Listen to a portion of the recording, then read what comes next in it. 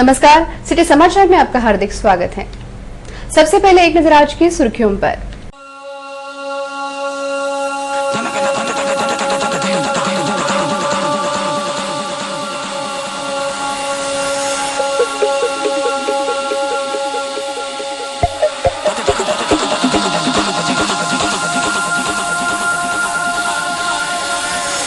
पैसों की लालच में बालापुर की शक्ल बिगाड़ी तहसीलदार ने।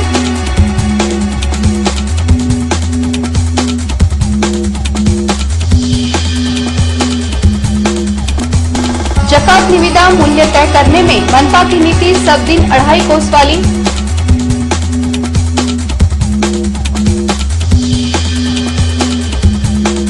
सब ऑर्डिनेट इंजीनियरों ने निकाला मुख मोर्चा।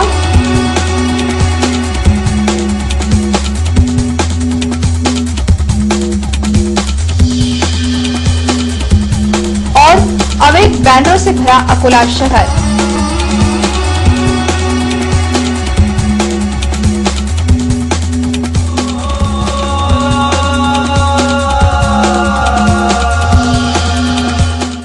अब समाचार विस्तार से।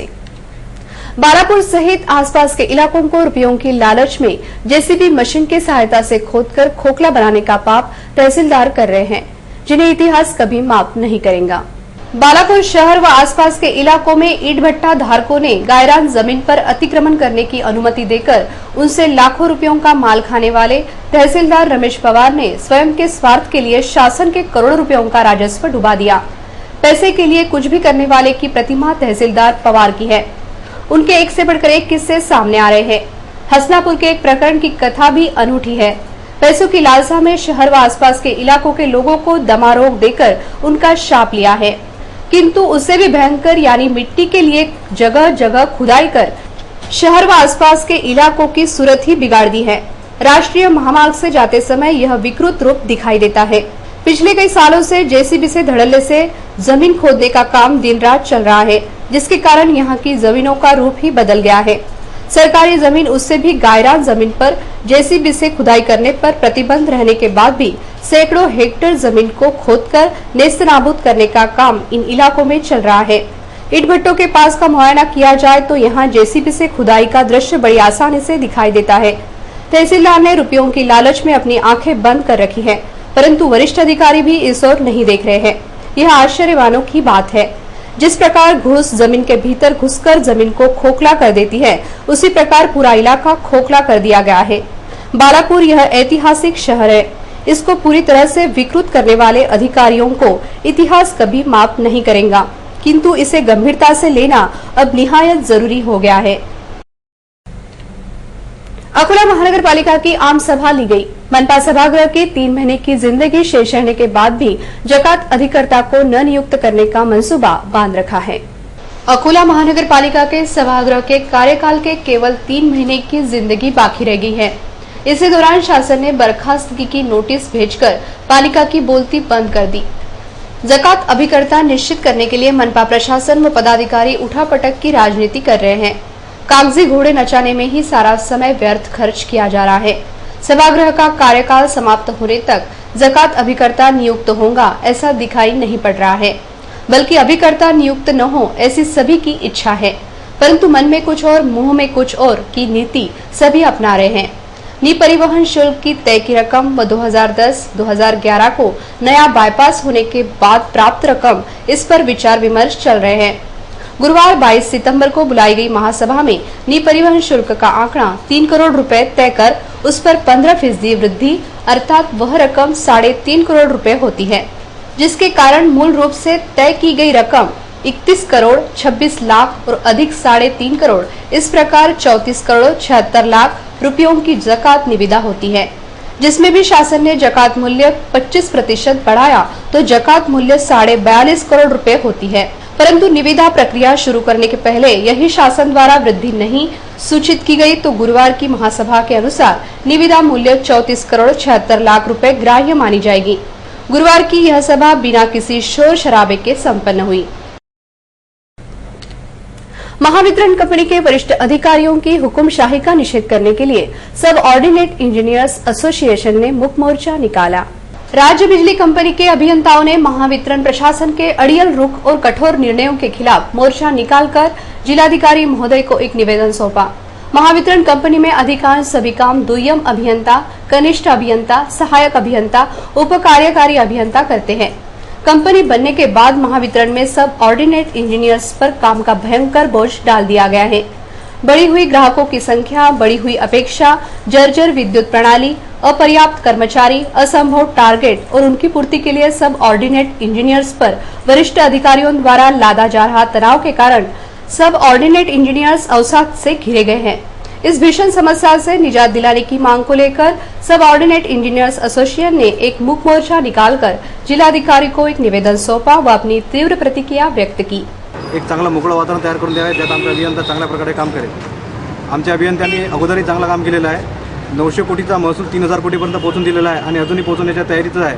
फक्त आम्हाला जे अतिरिक्त प्रेशर किंवा दाब देत आहेत, दबाव आणत आहेत, तो कमी करण्यात यावा, एवढी एक आमची विनंती आहे। अकोला गड्ढों का शहर होने के साथ अब अवैध बैनरों का भी शहर हो गया है, जिसके लिए महानगर पालिका पूरी तरह जिम्मेदार है। अकोला महानगर गड्ढों का शहर के नाम से तो प्रसिद्ध है ही, अब इसमें अवैध बैनरों का नाम भी जुड़ गया है। अकोला शहर के प्रमुख चौराहों, रास्तों, बिजली के पोल, निर्माणाधीन इमारतें, पक्के घर, टेलीफोन पोल, ऐसी कोई जगह नहीं बची है जहां अवैध रूप से बैनर न लगाए जा रहे हों। अकोला महानगर पालिका के अधिकारी केवल अपने कार्यालयों में बैठकर बैनरों को तुरंत निकालने का फरमान देते हैं, जिसका कोई असर ही नहीं हो रहा है। श्री गणेश स्थापना के दौरान मनपा ने सभी बैनरों को अविलंब निकालने को कहा था, परंतु यह आदेश भी टाई फिस ही रहा। अकोला का पालकी महोत्सव, रमजान ईद व श्री गणेश स्थापना, ये सभी कार्यक्रम कब के बीत चुके हैं। बावजूद इसके इन त्योहारों की शुभकामनाओं वाले फलक, बैनर अभी तक लगे हैं, जो महानगर पालिका को धत्ता बता रहे हैं। शहर के लगभग सभी प्रमुख चौराहे, सार्वजनिक स्थल अवैध रूप से लगाए गए बैनरों से भरे पड़े हैं, जो महानगर पालिका प्रशासन की लापरवाही व निष्क्रियता की मिसाल बने हुए हैं। कासारखेड़ के मजदूरों ने अपनी मजदूरी मिलने के लिए जिलाधिकारी को एक निवेदन सौंपा।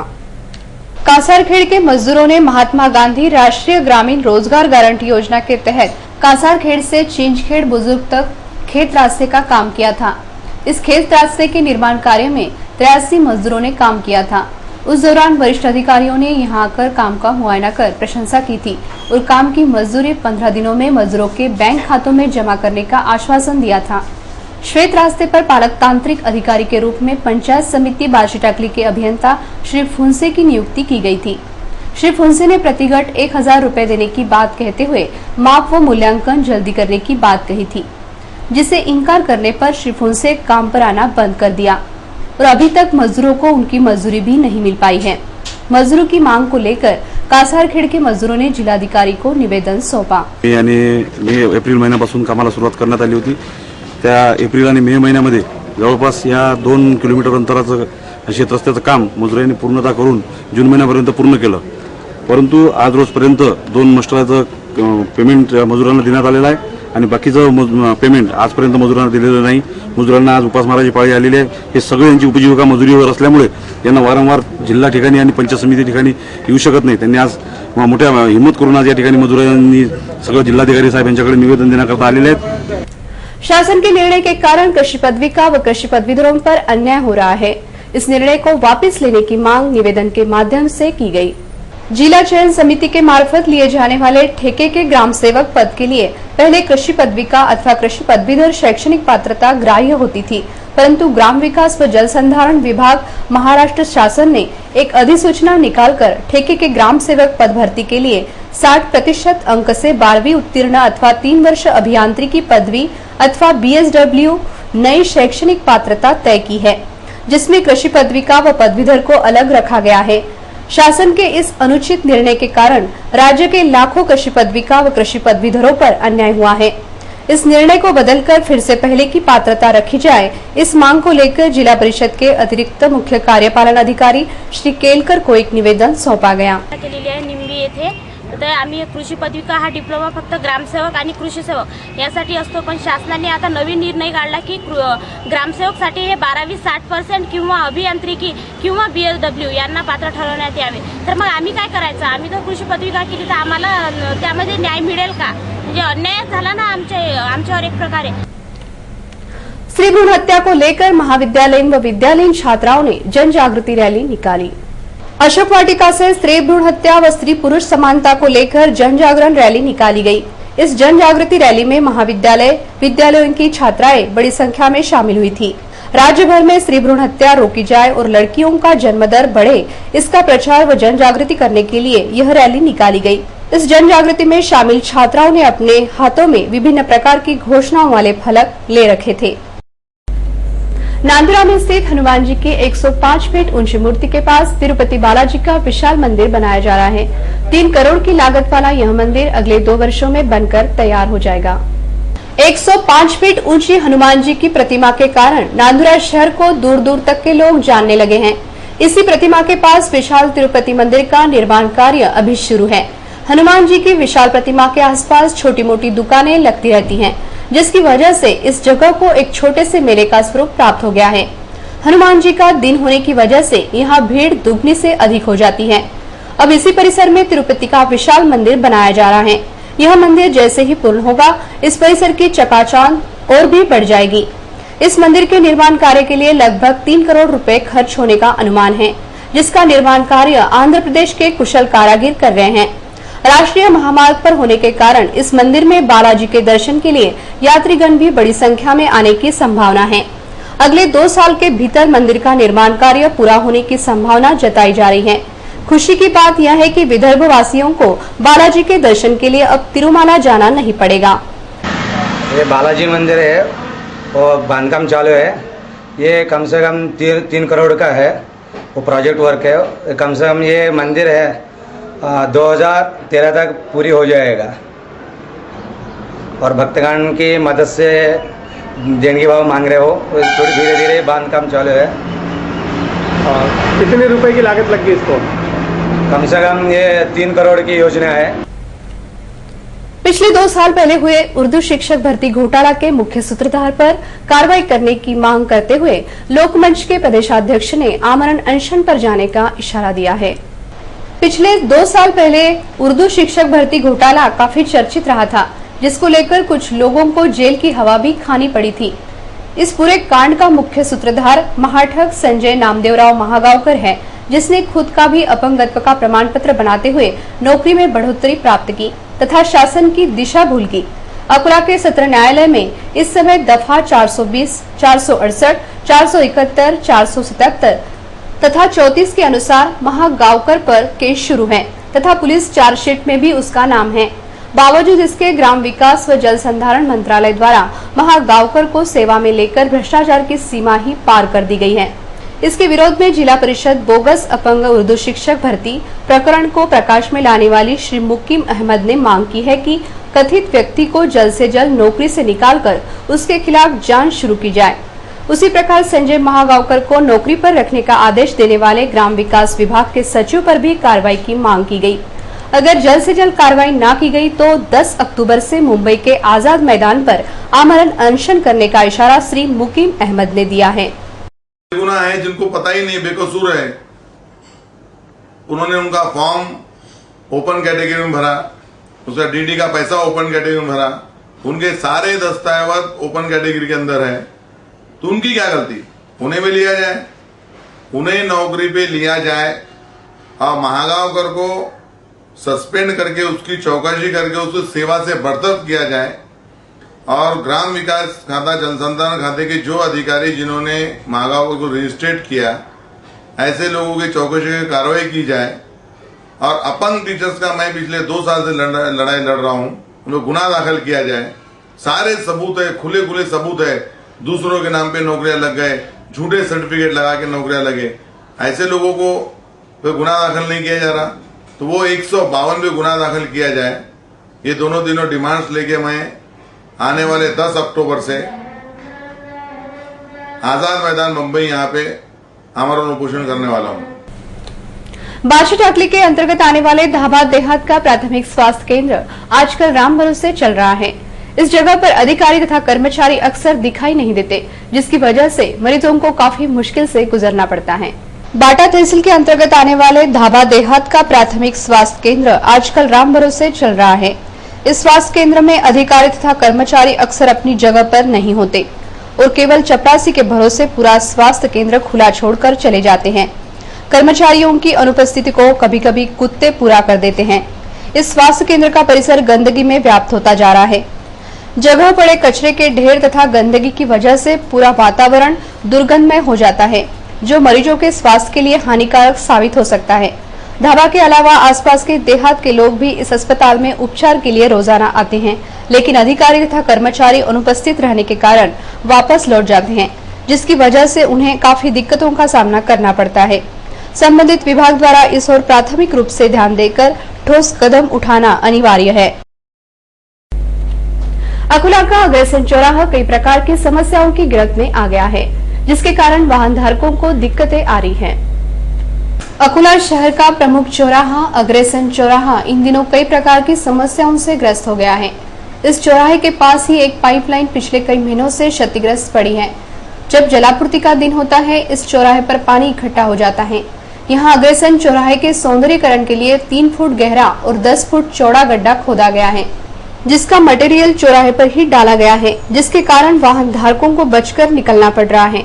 खोदे गए गड्ढे का मटेरियल और फूटी पाइपलाइन से बहते पानी ने इस चौराहे की शक्ल ही बिगाड़ दी है। इस चौराहे के चारों रास्तों पर सुबह से लेकर देर रात तक भारी यातायात लगा रहता है, जिसे देखते हुए इस चौराहे का कायाकल्प करने की जरूरत आ गई है। अकोला के जठारपेट में मनपा का व्यापारी संकुल सार्वजनिक पेशाब घर में तब्दील हो गया है, जिसको लेकर मनपा प्रशासन उदासीन है। अकोला के जठारपेट में महानगर पालिका का व्यापारी संकुल करोड़ों की लागत से बनाया गया था। इस व्यापारी संकुल में ऊपर दुकानें तो तलघर में ओटले बनाकर सब्जी विक्रेताओं को हस्तांतरित किए गए थे, परंतु इस तलघर में सब्जी विक्रेताओं को प्रकाश, पानी व सफाई की सुविधा न रहने के कारण कोई भी सब्जी विक्रेता यहाँ बैठने के लिए तैयार नहीं है। सभी सब्जी विक्रेता जठारपेट के मुख्य रास्तों पर ही अपनी दुकानें लगा रहे हैं। फलस्वरूप व्यापारी संकुल का तलघर खंडर में तब्दील हो गया है। इस खंडर में शाम के समय शराबियों की महफिल जमती है, तो दिन भर यह तलघर सार्वजनिक पेशाब घर के रूप में इस्तेमाल किया जाता है। यह समस्या विगत कई वर्षों से विद्यमान है, जिसको लेकर महानगर पालिका उदासीन ही नजर आ रहा है।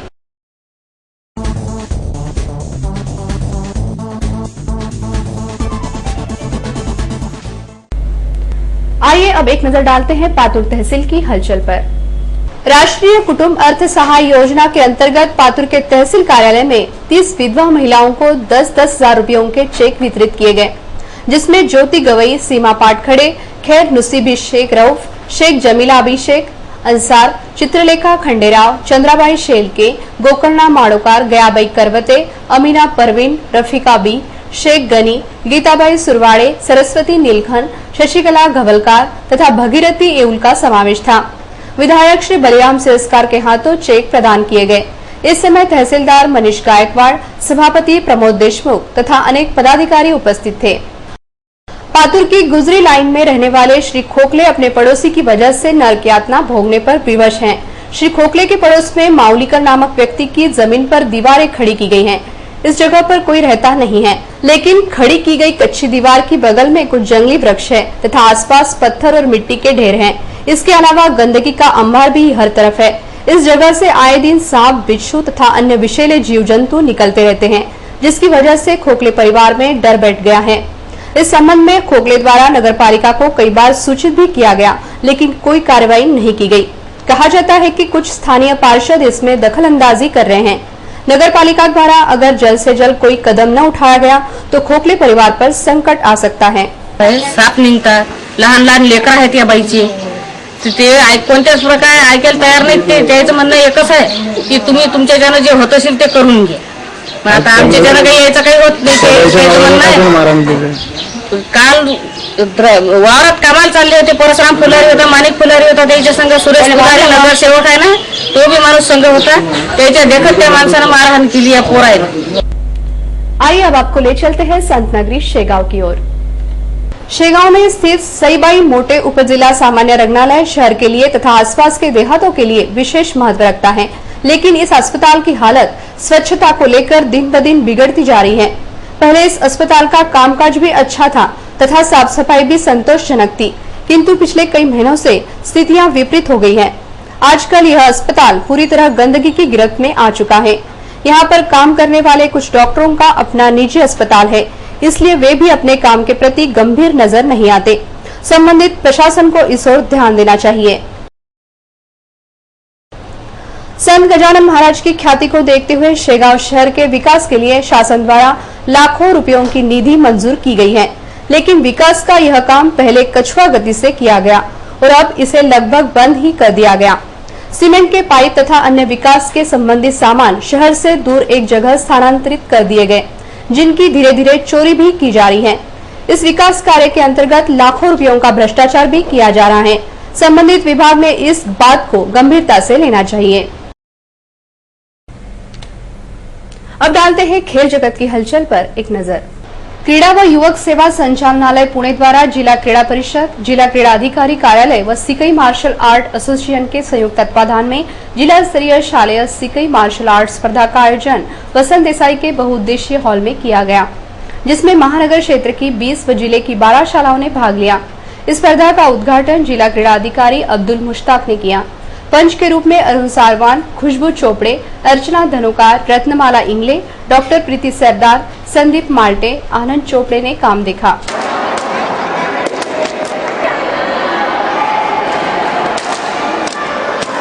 वसंत देसाई स्टेडियम में शालेय बैडमिंटन स्पर्धा का आयोजन किया गया, जिसमें जिले की 22 टीमों ने भाग लिया। इस स्पर्धा में विजयी टीम यवतमाल में होने वाली विभागीय स्पर्धा में जिले का प्रतिनिधित्व करेंगे। इस स्पर्धा में पंच के रूप में पंकज धुले, उमेश भगत, आनंद बेलोकार, शेखर ड्यूरे, कुणाल बाजोरिया, संजीव उमाले आदि ने काम देखा।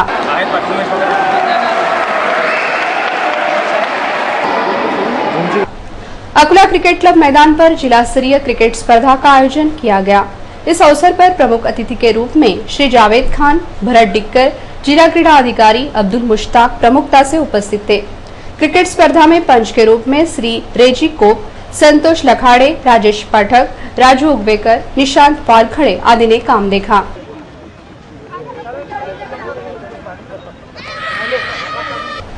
न्यू इंग्लिश हाई स्कूल के मैदान पर जिला स्तरीय शालेय बास्केटबॉल स्पर्धा संपन्न हुई।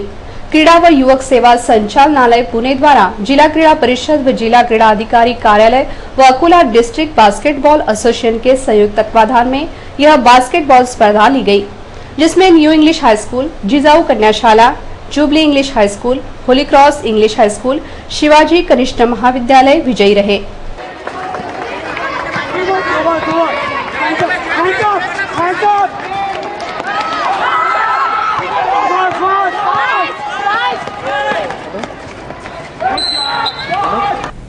अंत में एक नजर आज की सुर्खियों पर।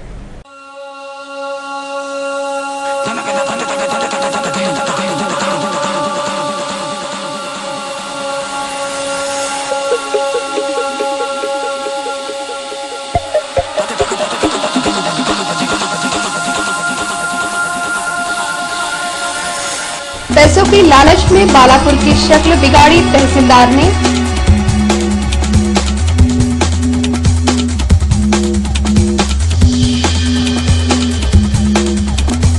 जकात निविदा मूल्य तय करने में मनपा की नीति सब दिन 2.5 कोस वाली।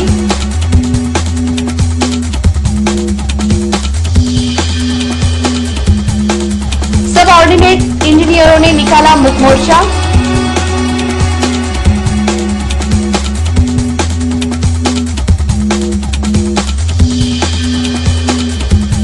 और अवैध बैनरों से भरा अकोला शहर।